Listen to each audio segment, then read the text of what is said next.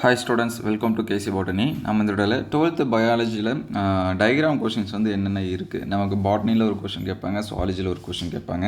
So minimum இந்த questions எல்லாமே நீங்கள் வந்து டயக்ராம் வரைஞ்சி பார்த்துருங்க. அது என்னென்ன அப்படிங்கிறது குயிக்காக பார்க்கலாம். ஸோ ஃபஸ்ட் லெசனை பொறுத்த வரைக்கும் டிஎஸ் ஆஃப் ஆந்தர், மகரந்த பையோட குறுக்குவெட்டு தோற்றம், அது வரைஞ்சி பார்த்துருங்க. அதுக்கடுத்து சூழின் அமைப்பு டிஎஸ் ஆஃப் ஓவில் அல்லது எல்எஸ் ஆஃப் ஓவில்னு இருக்கும். அதுக்கடுத்து எம்ப்ரியோசா, கருப்பையோட அமைப்பு, இது எல்லாமே பார்த்துருங்க. இது கூட வந்து சீடு, ஒரு வித்தில் இரு வித்தில் விதை, அது பார்த்துருங்க. மகரந்த துகள், இது வந்து பார்த்துருங்க. அது பார்த்துட்டா முடிஞ்சிச்சு. ஸோ அதுக்கடுத்து பார்த்திங்கன்னா 4th லெசனில் PBR 322 இருக்கும், பிளாஸ்மிட். அது கூட டிஐ பிளாஸ்மிட், இப்போ ரீசெண்டாக டிஐ பிளாஸ்மிட் இது எல்லாமே என்ன பண்ணுறாங்கன்னு கேட்குறாங்க. ஸோ நெக்ஸ்ட்டு பார்த்திங்கன்னா நீரியம் லீஃப், சரிங்களா, நீரியம் லீஃபோட டயக்ராம் வரைஞ்சி பார்த்துருங்க.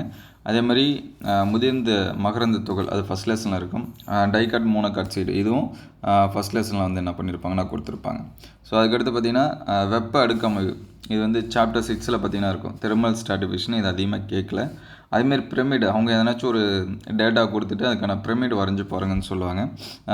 ஈகோசிஸ்டம், சரிங்களா, குளச்சூழல் மண்டலம், அதுவும் வரைஞ்சி பார்த்துருங்க. ஸோ நெக்ஸ்ட்டு பார்த்திங்கன்னா சுவாலஜியை பொறுத்த வரைக்கும் அதிகமாக ரிப்பீட்டடாக கேட்குறது மனித அண்டசெல், மனித விந்து செல், ஓவியமும் ஸ்பெம்மும் கேட்பாங்க.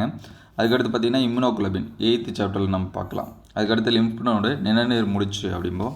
ஸ்ட்ரக்சர் ஆஃப் டெஸ்டிஸ், விந்தகத்தோட அமைப்பு 2nd லெசனில் இருக்கும்.